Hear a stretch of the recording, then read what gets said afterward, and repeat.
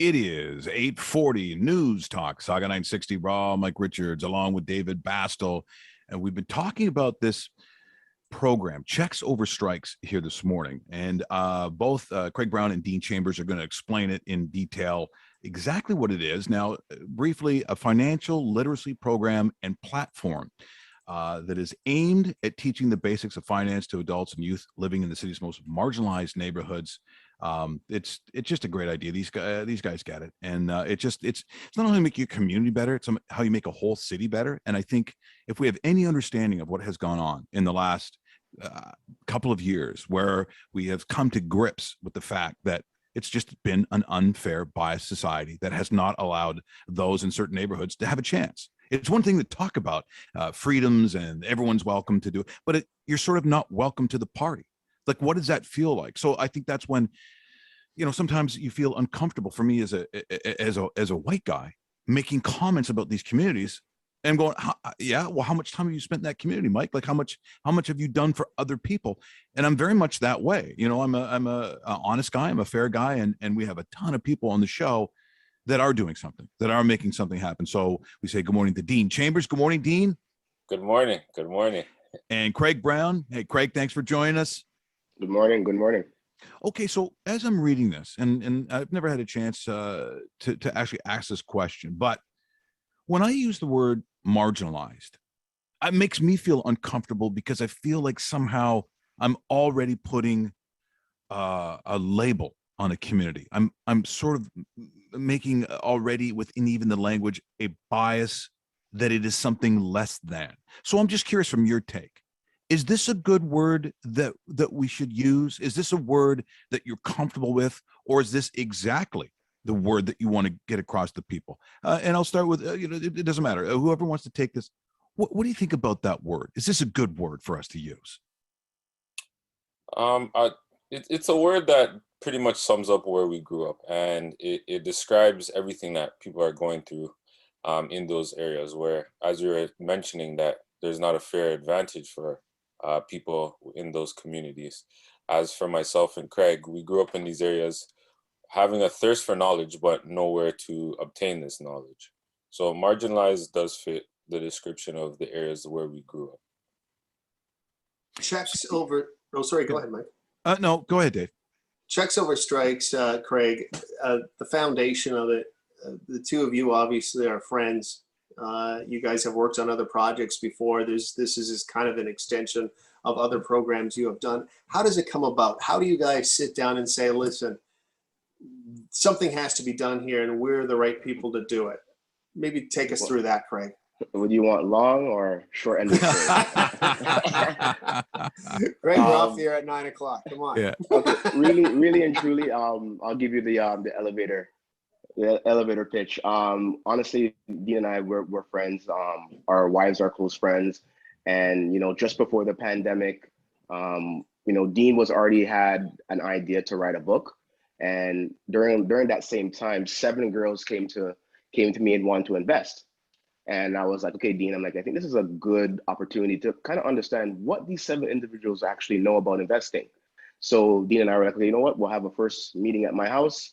And basically, when we first met them, we were like, okay, what do you want to invest in? What do you want to do? They're like, oh, we want to invest in a property. So we're like, okay, how much money you have? $0. So I said, you can't invest with $0. So what we did was, Dean and I, we kind of just walk them through some of the processes that they would need to obtain or purchase a home.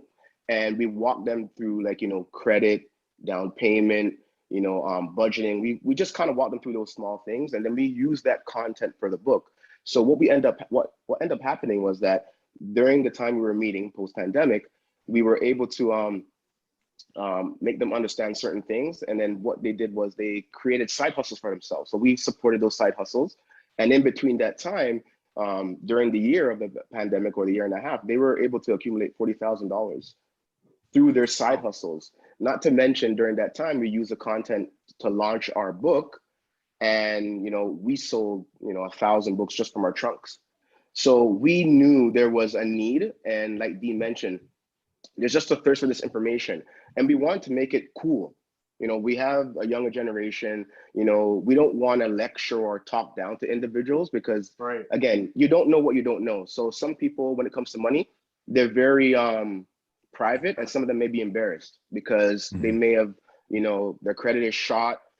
They don't know what to do with their money once they have it. And it's just that they just don't know what they didn't know. They weren't taught. So we knew that that this information is needed, and we did it in a way that's creative and cool. So it's cool to talk about money because nobody wants to talk about finances and jargon. Nobody wants to talk about the graphs and all these other things that you may run into. So that's basically fast forward to 2021. We've also launched a course, an online course, the Money Management Foundations course, to help people understand the gist of money, and it's narrated by ourselves.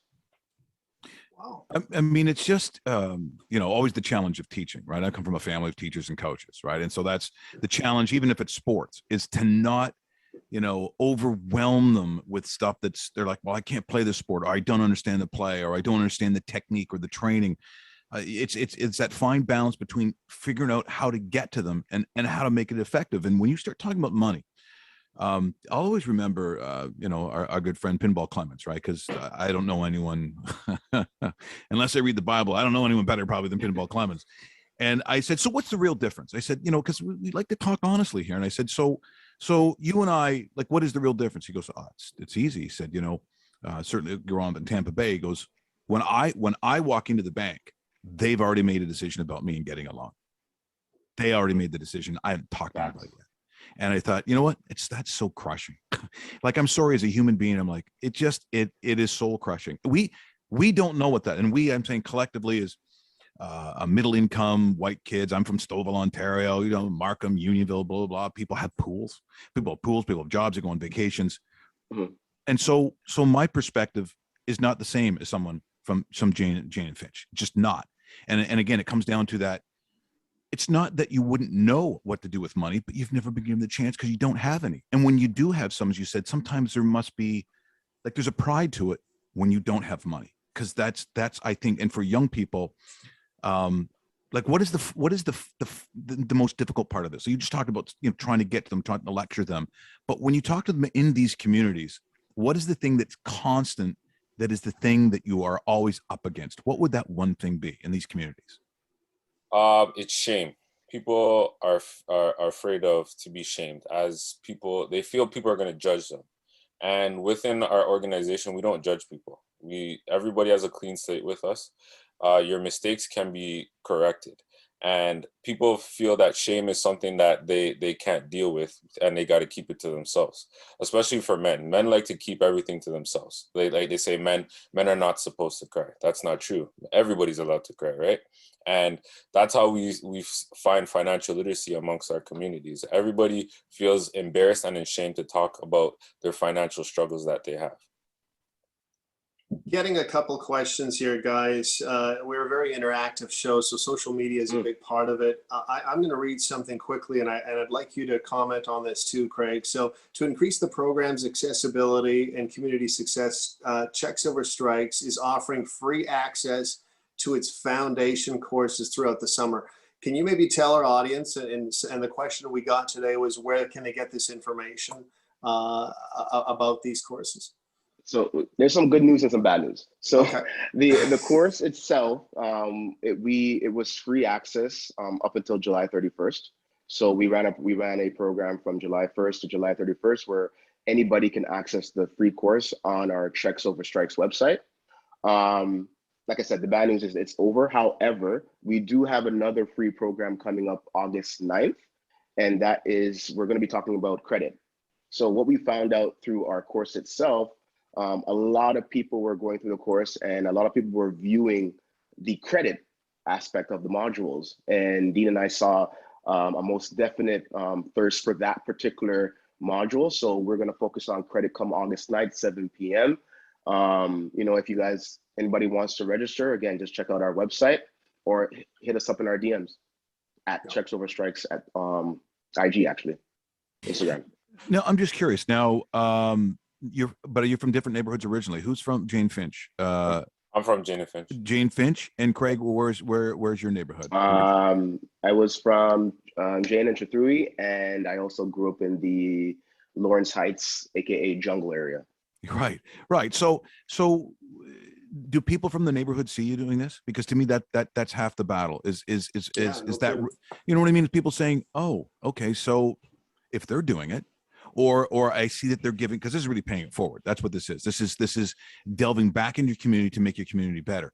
Do you hear from anybody from those neighborhoods who recognize what you're doing, at least aware of it?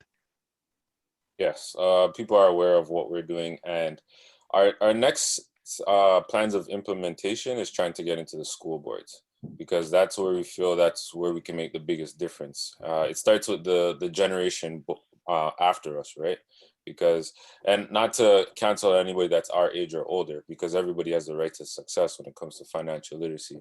But we're mainly trying to get into the school board so that we can start at an earlier age. So once kids do reach adulthood, they're financially prepared, making better money decisions as they grow up, or as their journey, as for whatever that they're trying to achieve, whether it's purchasing a house, starting a business, or even purchasing their first car.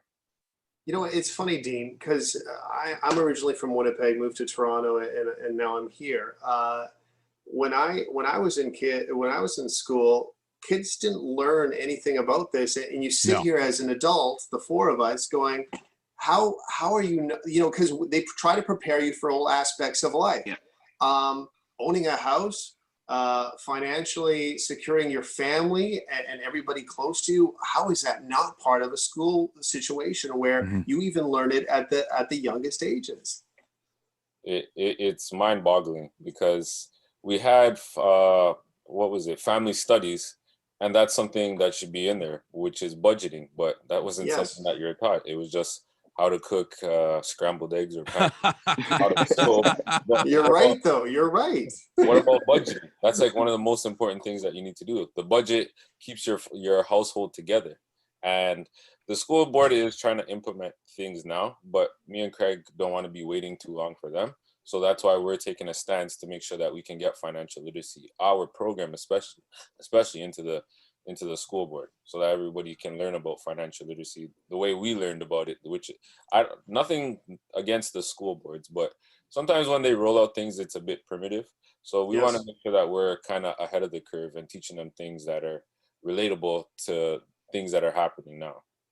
Yeah, and most definitely, we want to partner as well. It's one thing to bring in a program, but we want to show the school board, like, hey, this is a program we feel could make a difference, because it's taught by people that look like us. Like at the end of the day, let's just call a spade a spade. You know what I mean? When I was growing up, you know, in my areas going to school, teachers didn't live in my area. So, you know, they came to work, they taught, and they left. So they didn't really understand what was going in these, you know, quote unquote marginalized areas. There was a lot of trauma, there was a lot of stigma, there's a lot of things happening, especially, you know, even coming down to mental awareness. So that's even something we offer in our program as well, because in order to, you know, take advantage of money or leverage your money, you have to have a good mindset. And a lot of individuals are, you know, they're in dark places right now. And, you know, we have to ensure that, you know, mental awareness, again, is something that is cool. We were never taught that this was going to be cool. We were taught that, oh, don't talk to anybody, you know, keep it to yourself, as Dean mentioned. So this is something that we want to implement, and we want to partner. Well, yeah, I mean, to me, a bank should be involved. Like you know, if they really want to show, you know, they love it when they go to your bank. They love it when we open up an accounts and get credit cards. But where's the community support? I mean, to me, I think that, you know, to have you guys in the schools teaching what you're teaching on this kind of platform, but to have it sponsored by, you know, bank, whatever, how is that not the greatest idea? And Dave is right. Well, I didn't learn anything about, which is why the trouble. Maybe I should be going to your courses, because I've done everything wrong, apparently. So, you know, because we just didn't know. It was like, how could you not? As Dean was saying, it's mind-boggling that we never, the biggest purchase we'll ever make in our life, no schooling on that whatsoever. But we can tell you when, I don't know, when someone planted a flag on the moon or whatever it is, like we can tell you a lot of different things, just not the tools which is cool, successful in life. Yeah, but exactly the ABCs of life. I think, right? Yeah, So, and I'll tell you what's also interesting this week. All the good advice we've got have all come from the Caribbean background. They've all come from like we've had Jamaican people on for like the last 6 days, and they're the only ones who make any sense. I got to be honest. And then they win all the medals in the sprints. Seemingly, there's nothing that Jamaicans can't do. Don't get it twisted. We have an Italian in there as well, man. Oh, I had a little bit of Italian. That's right. We got a little mix in there. It's funny. Javon Shepard was just on, and Shep was saying his mom was like, how does someone Lamont Jacobs? How's that Italian? How did he win that sprint? Where the heck did he come from? You know? But just fantastic stuff. Look, we really should keep in touch, because this is the kind of thing where if you're going to be successful, the message has to get out there, and whatever we can do to help you guys, consider us a partner of you guys, because I just think what you're doing is phenomenal. It makes sense. It's good for all communities, but as you said, there are certain communities that need a chance. And to me, hope is something hard. It's a little dangerous, right? Hope can be scary for some people. They'd almost rather not have it because it leads them down a path where they can get out of it. And that can be scary for some people. As you said, some people are in a dark place. So hope can be a challenge for them, but that's what you're bringing to these communities. And boy, to be in the school board, that just makes all the sense in the world. So I know we're running late, but for Craig and Dean, thanks so much for this morning. We will keep in touch. Fellas. And anything we can do, just please count on us. We are open to you 24 hours a day. Whatever you need, we're there. Thank you. Appreciate it. Thank you, guys. We actually, no doubt, David and Mike, we appreciate the platform. And again, we're willing to partner with just about anyone just to expose this information, because it's not a secret. This is not it's supposed to be a secret. You know, like Dean says, everybody has the right to success. So great message here this morning. Thanks so much, guys. Appreciate it. Thank you. Thank you. Dean Chambers, Craig Brown, that is Checks Over Strikes, and that is a great program. And as I said, that to me has bank written all over it. And you know what? Pinball does have a foundation, and we know it's so funny. I saw him this past weekend downtown, but he drove past me. Yeah. But yeah. But with a smile. He drove by, but with a smile. I'm sure. With a smile. Yeah, absolutely. We will definitely. Yes, we will talk. Yes. We will definitely talk. It is a little past 8:55, 8:57. We do traffic on the fives one more time before we go. Here's Dave. Yeah, absolutely, Mike. That was a lot of fun. We're looking at not so much fun on the roads this morning. 401, both directions, eastbound, westbound lanes across Credit View, Mavis Road, McLaughlin Road, opposite side, Mavis Road. And by the way, fellas, if you're listening right now, gold medalist Andre DeGrasse, men's 200. Wow. Right now. This is amazing. This is amazing. I PVR'd it, so I'm gonna go back upstairs and run it quickly. Craig, I'm the biggest jerk in the world. I'm so sorry. Yeah. Oops. I'm hearing yelling upstairs from my kids and my wife. I got 2 girls upstairs, and I got tingles on my arms right now. that DeGrasse one. I'm sorry for ruining it, but no, it's okay. I still want to see it. There's Dean. Dean's like, Craig's gonna kill you. So let me tell you, fellas, this 17 degrees is your current temperature. 31 is what it's going to feel like in the middle of the afternoon. Plenty of sunshine on this Wednesday. Sorry, I'm rattled. DeGrasse, it's about time. It's made my day.